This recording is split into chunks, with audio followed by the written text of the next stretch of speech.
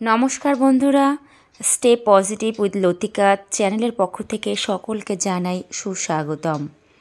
আজ উপস্থাপন করব আমাদের লক্ষ্য বা উদ্দেশ্যকে বাস্তবায়িত করবার জন্য আমাদের কী করা উচিত, অর্থাৎ কোন কোন কাজকে গুরুত্ব দেওয়া উচিত। জীবনকে বাঁচিয়ে রাখবার জন্য প্রতিদিন আমাদের প্রত্যেকেই কিছু না কিছু কাজ করতে হয়। কাজের গতি প্রকৃতি সবার ক্ষেত্রে এক নয়, মানুষ বিশেষে কাজের পার্থক্য থাকে। সব মানুষেরই মনে কাজের ব্যস্ততা জড়িয়ে থাকে। কাজের মান উন্নত করতে হলে, আসল লক্ষ্যে পৌঁছতে হলে কাজ কখনো ফেলে রাখতে নেই। যখনকার কাজ তখনই করা উচিত। আমাদের অনেকেরই বাজে অভ্যাস আছে, করব করে কাজ ফেলে রাখা। কাজ ফেলে রাখতে গিয়ে সংসার জীবনে অনেক ক্ষতি হয়ে যায়। যেমন ধরুন, কর্পোরেশনের জল সকাল 9টা পর্যন্ত থাকে। আপনার হয়তো খাওয়ার জল তোলা হয়নি। জলটা তুলবেন ভেবে আপনি অযথা সময় নষ্ট করলেন। যখন আপনার সময় হলো, আপনি জল তুলতে কলের সামনে হাজির হলেন, দেখলেন কলের জল চলে গেছে। আপনি পড়লেন মহা সমস্যায়। বাধ্য হয়ে প্রতিবেশীর কাছ থেকে এক বালতি খাওয়ার জল আপনাকে চেয়ে আনতে হলো। আপনি কলকাতার বাইরে কোথাও একটা ইন্টারভিউ পেয়েছেন, 8টার মধ্যে সেখানে পৌঁছতে হবে। ট্রেনে যেতে 3 ঘন্টা সময় লাগবে। ভোরবেলায় উঠবেন বলে আপনি ঘড়িতে অ্যালার্মও দিয়ে রাখলেন। যথারীতি অ্যালার্ম বাজলো, অ্যালার্মের শব্দে আপনার ঘুমও ভেঙে গেল। কিন্তু আপনি ভাবলেন আর একটু গড়িয়ে নিয়ে পরে উঠবেন। ব্যাস, বিশ্রাম নিতে গিয়ে আপনি ঘুমিয়ে পড়লেন। যখন উঠলেন দেখলেন সময় চলে গেছে, আর ইন্টারভিউর জন্য সেখানে গিয়ে লাভ হবে না। এই অলসতার জন্য ইন্টারভিউ আপনি দিতেই পারলেন না। চাকরিটা আপনার হলেও হতে পারত। নিজের দোষে আপনি সুযোগ নষ্ট করলেন। আপনি যদি ঠিক করেন কাজটা করবেন, তাহলে অবশ্যই করবেন। কার্যকরী শক্তিই হলো সব কিছুর মূল উৎস। যা করছেন বা করতে চলেছেন তার পেছনে রয়েছে কার্যকরী শক্তি। প্রতিটি মানুষের কাজের একটা ধারণা আছে, চাহিদা আছে, অনুভূতি আছে, আর আছে কাজের আলাদা পদ্ধতি। আপনার হয়তো মেশিন চালাবার কাজ, সেই কাজ আরও অনেকেই হয়তো করেন। আপনার সামনেই একজন মেশিন চালিয়ে প্রোডাক্ট তৈরি করা শুরু করে দিয়েছেন। সুইচ টিপে মেশিনটা চালাতে হবে। সুইচ টিপতেই ঘড়িমসি করতে করতে অনেক সময় চলে গেল।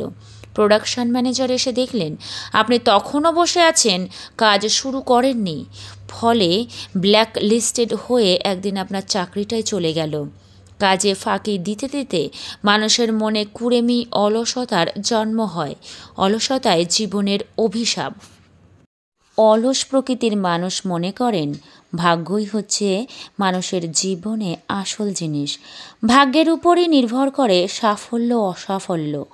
ভাগ্য সহায় না হলে শ্রমের দ্বারা বা ইচ্ছাশক্তির দ্বারা কখনো কোনো মানুষ সাফল্য পায় না। জ্যোতিষীর কাছে গিয়ে এরা প্রায়ই হাত দেখান। জ্যোতিষীকে দিয়ে কুষ্টি বিচার করিয়ে জানতে চান কবে তার ভাগ্যের চাকা ঘুরবে। কাজ ছাড়াই ভাগ্যের সাহায্যে তিনি আর্থিক সাফল্য পেতে চান। সেই কারণে প্রায়ই লটারি খেলেন আর ভাবেন এইবার লটারির নম্বর লাগলেই জীবনের ভোল একেবারে পাল্টে যাবে। ঘরে শুধু কারি কারি লটারির কাগজ জমে, কিন্তু জীবনের ভোল কখনোই পাল্টায় না। তিনি যে তিমিরেই ছিলেন সেই তিমিরেই থাকবেন। আর্থিক সাফল্য কিছুতেই আসবে না। এরাই আবার অন্ধ ঈশ্বর বিশ্বাসী। অন্ধ ঈশ্বর বিশ্বাস এদের মনকে দুর্বল করে দেয়। কাজের উদ্যম, ইচ্ছাশক্তি হারিয়ে ফেলেন। প্রতিদিন মায়ের মন্দিরে গিয়ে মাকে নমস্কার করে বলেন, মা গো, এবার ভাগ্যের চাকাটা ঘুরিয়ে দাও মা। আমার ভাগ্য ফিরলে আমি তোমায় ঘটা করে পুজো দেব। মাও ফিরে তাকান না। ভাগ্য সদয় হয় না। সংসারে অভাব বাড়ে, দেখতে দেখতে বয়সও বাড়ে। স্বতঃস্ফূর্ত প্রাণের স্পন্দন হারিয়ে যায়। দুঃখ আর হতাশা এদের জীবনকে ঘিরে রাখে। মনে রাখবেন, ভাগ্য, লটারি, অন্ধ ঈশ্বর বিশ্বাস মানুষের মনে দুর্বলতা ডেকে আনে। কর্মক্ষমতা হারিয়ে মানুষ অলস হয়ে পড়ে। অনলাইন লটারি খেলে বহু লোক নিঃস্ব হয়ে গেছেন। ভাগ্য আর অন্ধ ঈশ্বর বিশ্বাসে ভুগে অনেক লোক সম্পত্তি বেচে পথের ভিখিরি হয়ে গেছেন। ভাগ্য, লটারি, ঈশ্বর বিশ্বাসের উপর কখনোই নির্ভরশীল হবেন না। বিশ্বাস থাকা ভালো, কিন্তু অন্ধবিশ্বাস কখনো ভালো নয়। আমি এমন অনেক লোককে জানি যারা নাস্তিক, অথচ জীবনে চরম উন্নতি করেছেন। তারা ভাগ্য, লটারি, ঈশ্বর কিছুই মানেন না। নাস্তিক হয়েও তাহলে তাদের উন্নতি হলো কী করে? কথা সাহিত্যিক শরৎচন্দ্র চট্টোপাধ্যায় নাস্তিক ছিলেন, তাহলে এত খ্যাতি তিনি পেলেন কী করে?